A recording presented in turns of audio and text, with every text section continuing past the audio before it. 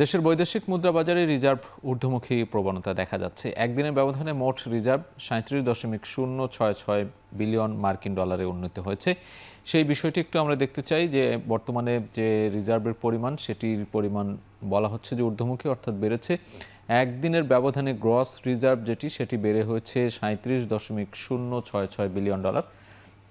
এছাড়া আইএমএফের একটি পদ্ধতি আছে, সেই আইএমএফের যে BPM-6 পদ্ধতি, সেই পদ্ধতিতেও রিজার্ভের যে পরিমাণ সেখানেও কিন্তু বেড়ে হয়েছে ৩২.২৬০ বিলিয়ন ডলার, অর্থাৎ গ্রস যে রিজার্ভের পরিমাণ সেটি ঊর্ধ্বমুখী এবং এটি ইতিবাচকভাবেই দেখা হচ্ছে। গেল সোমবার গ্রস রিজার্ভ ছিল ৩৬.৯৬ বিলিয়ন ডলার, সেখান থেকে কিন্তু একদিনের ব্যবধানে আমরা দেখছি যে বেড়েছে। আইএমএফের যে BPM-6 পদ্ধতি সেটিতে ছিল পরিমাণ ৩২.১৫ বিলিয়ন ডলার, সেটি এখন বর্তমানে ৩২.২৬০ বিলিয়ন ডলার, অর্থাৎ সেটিতেও কিন্তু আমরা দেখছি যে ঊর্ধ্বমুখী যে প্রবণতা সেটি রয়েছে। এবং কেন্দ্রীয় ব্যাংকের নানা পদক্ষেপে রিজার্ভের প্রবৃদ্ধি বেড়েছে এটি বলা হচ্ছে, এবং বাংলাদেশ ব্যাংকের যে সবশেষ তথ্য, সেই তথ্য অনুযায়ী আমরা এই বৈদেশিক মুদ্রার যে রিজার্ভের ঊর্ধ্বমুখী কিংবা ইতিবাচক পর্যায়ে রয়েছে সেটি জানিয়ে দেওয়ার চেষ্টা করলাম।